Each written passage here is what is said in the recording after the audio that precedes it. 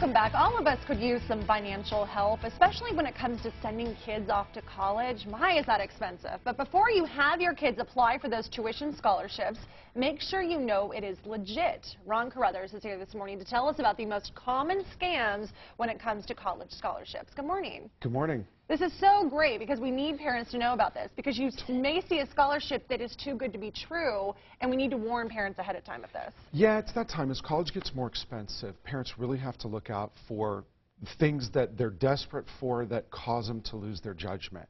And so we wanted to alert San Diego to what really to watch out for, particularly as they're getting ready to send their kids off to college. I know one of the main things is beware of those phone calls and emails. Kind of explain what that is. Well, scholarship scams fall into two main categories. The first is identity theft type things. So you've got to be really careful of any phone calls, particularly unsolicited, telling you you've won a scholarship, particularly if you don't remember entering it in the first place, or telling you they need just personal information, or they're going to charge a processing fee to get you your scholarship.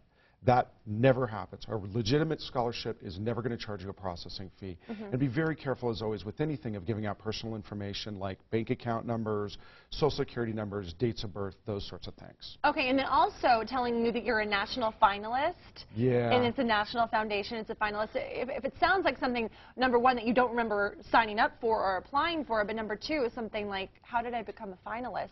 That's a red flag. Totally. What happens is there's a legitimate organization like National Merit Scholars, which is totally legitimate and very well respected, and then there's lots of them that sound just like that appear and disappear usually when the DA or FTC tries to get a hold of them.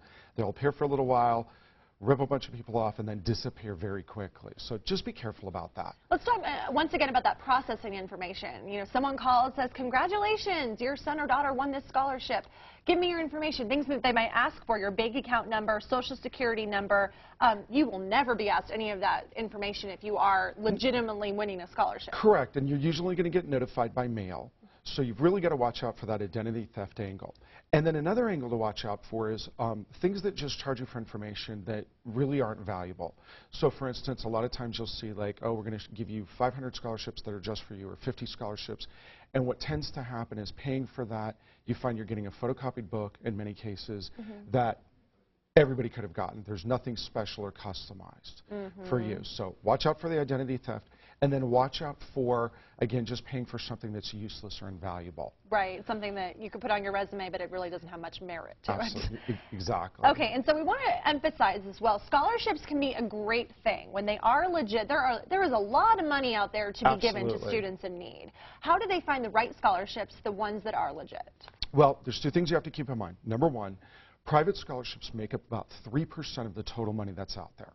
So you can look for those on fastweb.org, which is free, and so that's the largest database of scholarships. It's a great place to start, and then 97% of the money gets given out through the financial aid process, so parents really need to get educated on that process. We also want to emphasize, do not pay to get this information about scholarships, because it is all free and available to you. Totally. There's no reason to. And the folks at Ducerus can always help you out as well. Thank you. All yes, right. we can. Thank you so much for coming today.